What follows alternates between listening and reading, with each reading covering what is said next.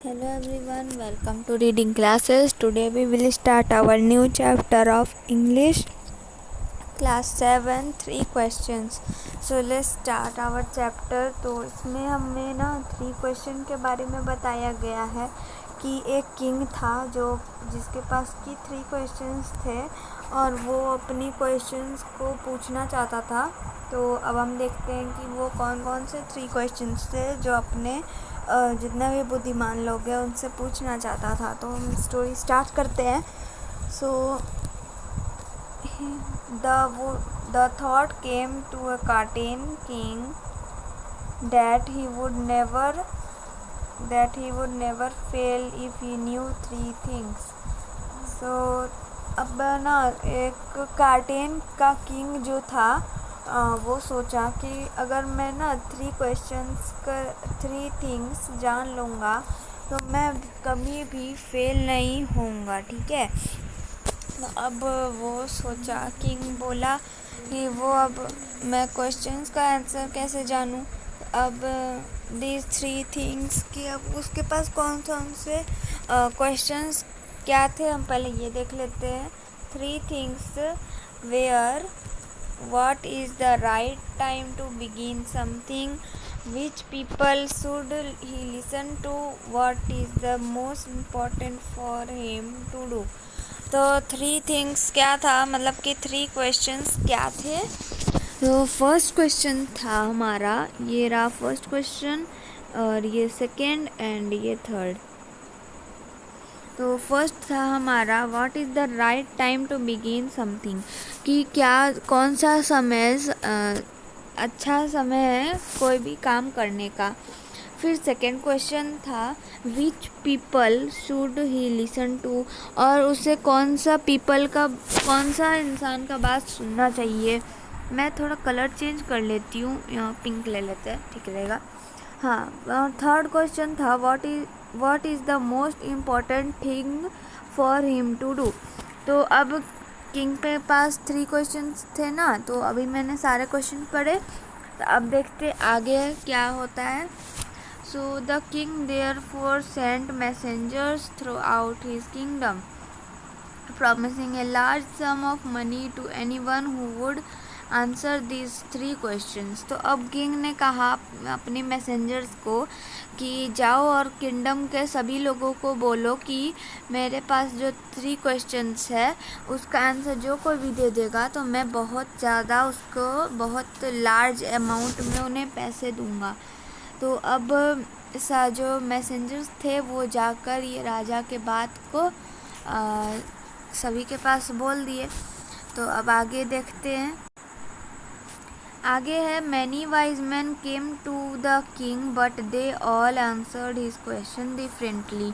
तो बहुत सारे बुद्धिमान लोग, वाइज मैन का मतलब बुद्धिमान होता है, बहुत सारे बुद्धिमान लोग आए किंग के किंगडम में और वहाँ पर मतलब कि उसके महल में आए और वहाँ पर उन्होंने ना बहुत अलग अलग आंसर्स दिए। So the first reply off the first question का रिप्लाई आया था कि कुछ ने कहा कि किंग को एक टाइम टेबल बनाना चाहिए और उसे स्ट्रिक्टली फॉलो करना चाहिए।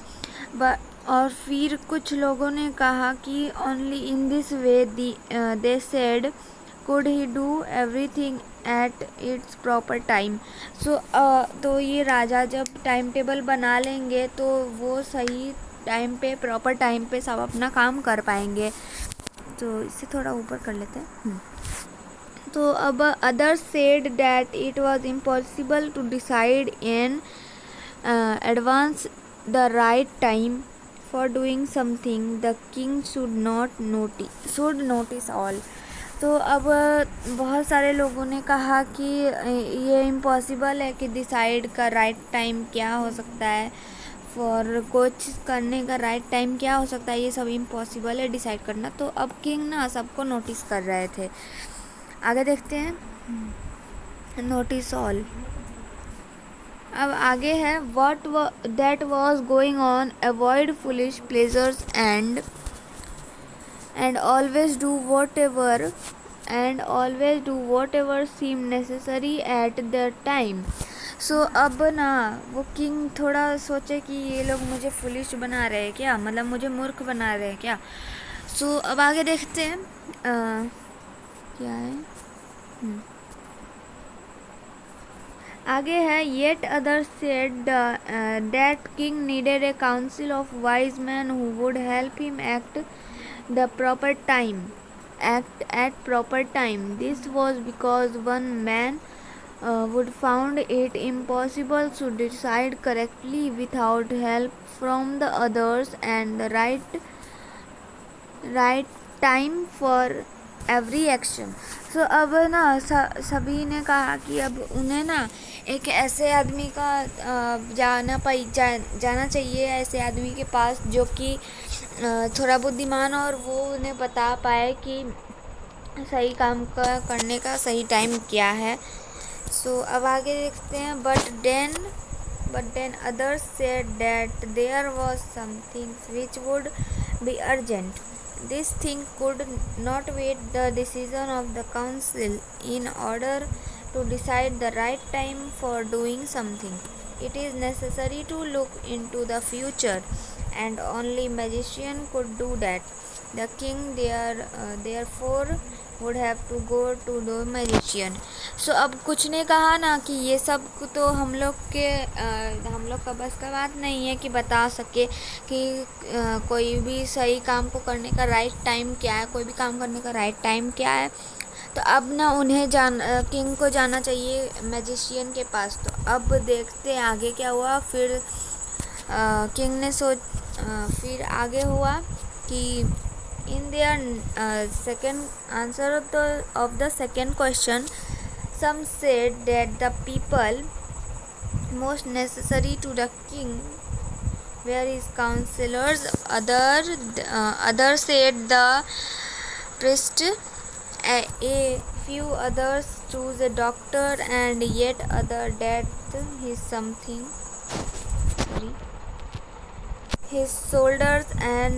soldiers and most were the most necessary. तो अब काउंसिलर्स का मतलब होता है जो काउंसिल के मेंबर्स होते हैं ना, उन्हें काउंसिलर्स कहा जाता है. तो सेकंड क्वेश्चन के आंसर में किंग को ये जवाब मिले कि उनके जो सोल्जर्स है वो उनके लिए ज़्यादा नेसेसरी है. सो अब थर्ड क्वेश्चन का हमारा आंसर कुछ ने दिया. तो the third question some said science other choose क्या है science other choose fighting and yet others religious worship. Okay. And as the answers to his questions were so different, the king was not satisfied and gave no reward. Instead, he decided to seek the advice of Katim hermit, who was widely known as wisdom. The hermit lived in a wood which he never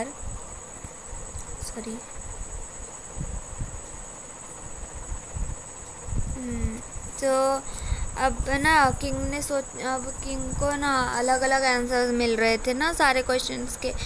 तो अब ना king ने सोचा कि छोड़ो, अब ये तो अलग अलग क्वेश्चंस का आंसर दे रहे हैं तो हम इसे कोई रिवॉर्ड नहीं देंगे.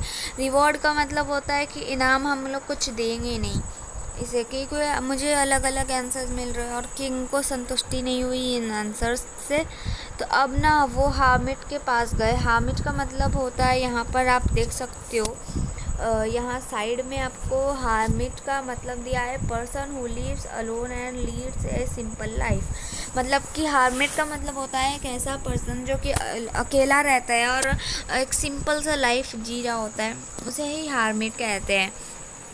तो अब जो हार्मिट था ना वो ना रहता था वुड के घर में मतलब कि the hermit lived in a wood which he never left. He saw no one but simple people.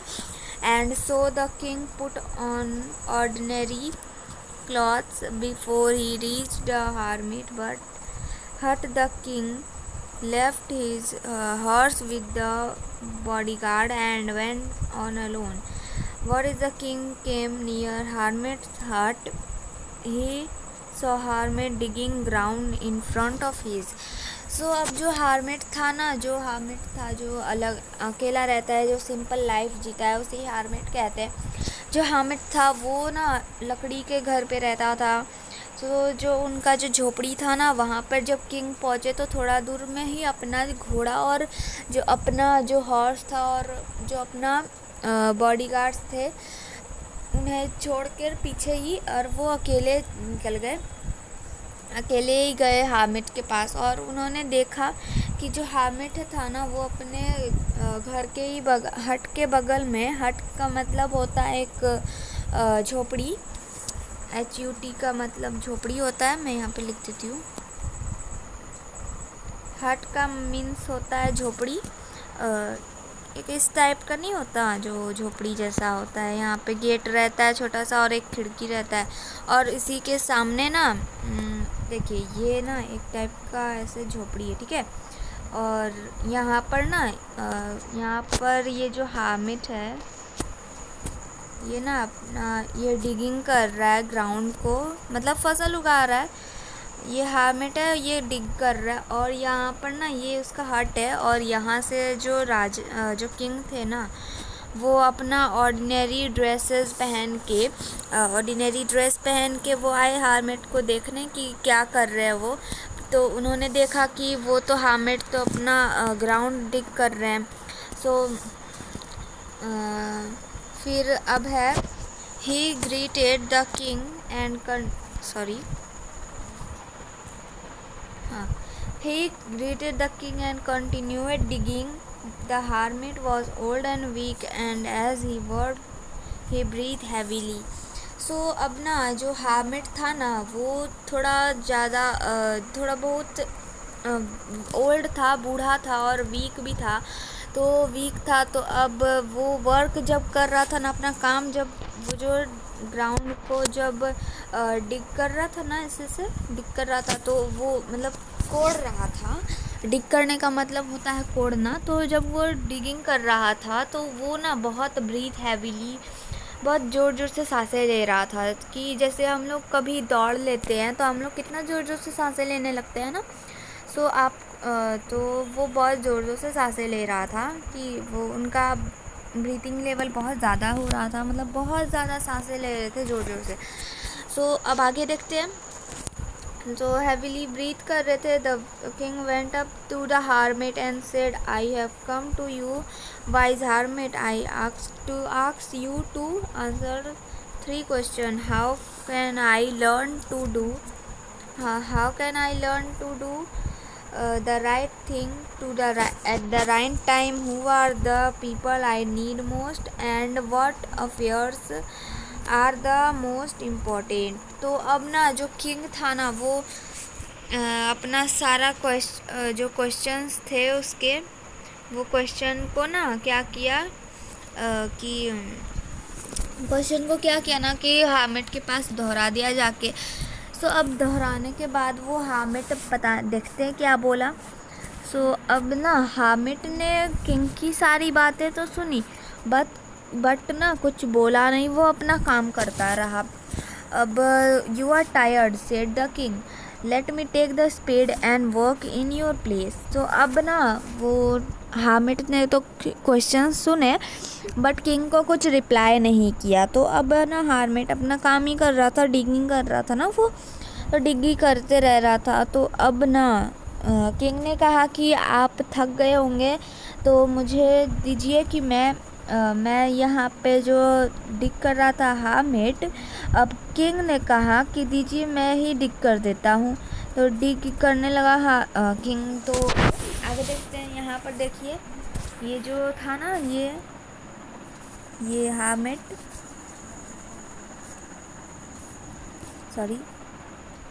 ये हामिद और ये किंग है, जो कि ऑर्डिनरी ड्रेस पहन के गया था हामिद के पास, नहीं तो हामिद उसे नहीं मिलता।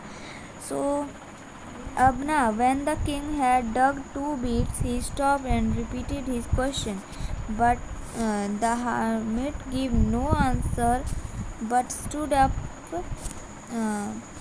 stretching out his hand for a spade, and said, "Now you rest and let me work." But the king did not give him the spade and continued dig. So अब ना जब वो दो बेड्स डिग कर दिया, टू बेड्स का मतलब होता है कि जैसे दो बार ऐसे डिग कर दिया ना। सो अब वो किंग ना फिर से हार्मिट को बोला कि अपना तीनों क्वेश्चंस रिपीट किया, बट हार्मिट ना कुछ बोला नहीं। तो बेड्स का मतलब होता है कि देखिए जिस टाइप में ये ग्राउंड है, ओके। सो दो बेड्स का मतलब होता है, मतलब कि ऐसे ग्राउंड है ना, तो जब हम लोग बहुत बड़ा सा ग्राउंड है, ठीक है, और जब हम लोग ऐसे डिग करते हैं तो यहाँ पर ऐसे लाइन बनता है ना बड़ा सा बेड की तरह, जहाँ पे हम लोग अपने सीड्स बोते हैं इस तरह, है ना। तो उसे ही बेड्स कहा जाता है, जिसे हम लोग ग्राउंड में जो बड़े बड़े जो प्लांट्स बोना रहता है और जो ऐसे ऐसे करके लाइन रहता है ना, उसे ही हम लोग बेड्स कहते हैं, डग टू बेड्स कहते हैं। सो अब ना किंग ने कहा अपना दोनों क्वेश्चन फिर से दोहराया, जो थ्री क्वेश्चंस जो था किंग के पास। सो उन्होंने हार्मिट के पास फिर से दोहराया।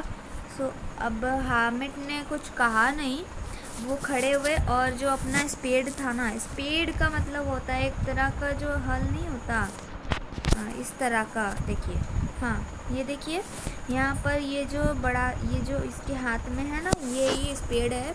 इसे स्पेड कहते हैं, जिससे कि हम लोग ज़मीन को ऐसे डिग कर पाते हैं, इसे ही स्पेड कहते हैं, और इसी से ज़मीन को ना डिग करते हैं हम लोग।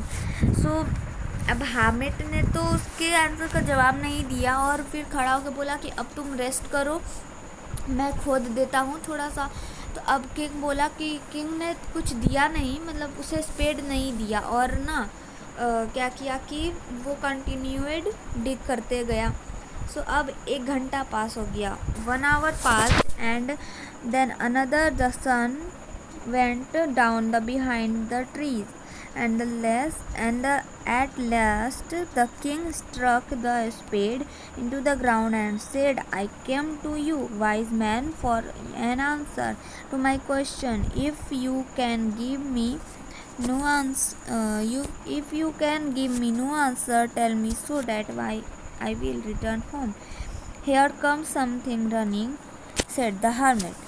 सो अब ना मैंने यहाँ पर आपको इसका फर्स्ट पार्ट पढ़ा दिया है, और इसमें कंपैरिजन चेक में कुछ 3 क्वेश्चंस दिए गए हैं। तो हम ये 3 क्वेश्चंस अभी इस पार्ट में कर लेते हैं, और जो ये हमारा सेकेंड पार्ट है ना, ये हम लोग अपनी सेकेंड वीडियो में देखेंगे, नहीं तो हमारा वीडियो ना 18 मिनट से भी ज़्यादा बड़ा हो जाएगा। सो ये जो कंपैरिजन चेक है, इसका फर्स्ट क्वेश्चन देखते हैं। Why did the king want to know the answer of the 3 questions? तो किंग क्यों जानना चाहता था कि उसके 3 क्वेश्चंस के बारे में किंग क्यों जानना चाहता था? तो इसका आंसर होगा, हमारे फर्स्ट क्वेश्चन था why did the king want to know the answer of the 3 questions? तो 3 क्वेश्चन का आंसर किंग क्यों जानना चाहता था? इसका आंसर होगा इसका आंसर होगा the king thought that he would never fail. He knew the right answers to the 3 questions and reflects to his foresight and as a king to be prepared for a new ventures with his wisdom and seeking the right counsel and his ambition to success. King अपना answer तो इस first question का answer ये होगा। और second question जो हमारा है, messenger were sent throughout the kingdom, इसका आंसर होगा 4th नंबर का, कि to announce a reward for those who could answer the question. तो इसका आंसर 4 नंबर का होगा। तो 4 नंबर का आंसर मतलब सेकेंड नंबर का आंसर ये 4 नंबर होगा, ठीक है, 4 नंबर, और फर्स्ट वाला का आंसर ये बोला होगा। तो आप लोग तो ये समझ आ गया आपको फर्स्ट का और सेकंड का क्वेश्चन आंसर्स, ठीक है। सो हमने देख लिया अपने कंपैरिजन चेक का फर्स्ट एंड सेकंड आंसर। तो अब हम लोग जो इसका नेक्स्ट पार्ट है ना, वो हम लोग जो सेकंड वाला पार्ट है वो हम लोग बनाएंगे अपने नेक्स्ट वीडियो में, ओके। जो ये सेकंड वाला पार्ट है, तो आपको वीडियो कैसा लगा? अगर अच्छा लगा है तो लाइक कर दो, कमेंट कर दीजिए, और प्लीज़ मेरे चैनल रीडिंग लर्निंग को सब्सक्राइब ज़रूर से कर दीजिएगा। Bye, thank you.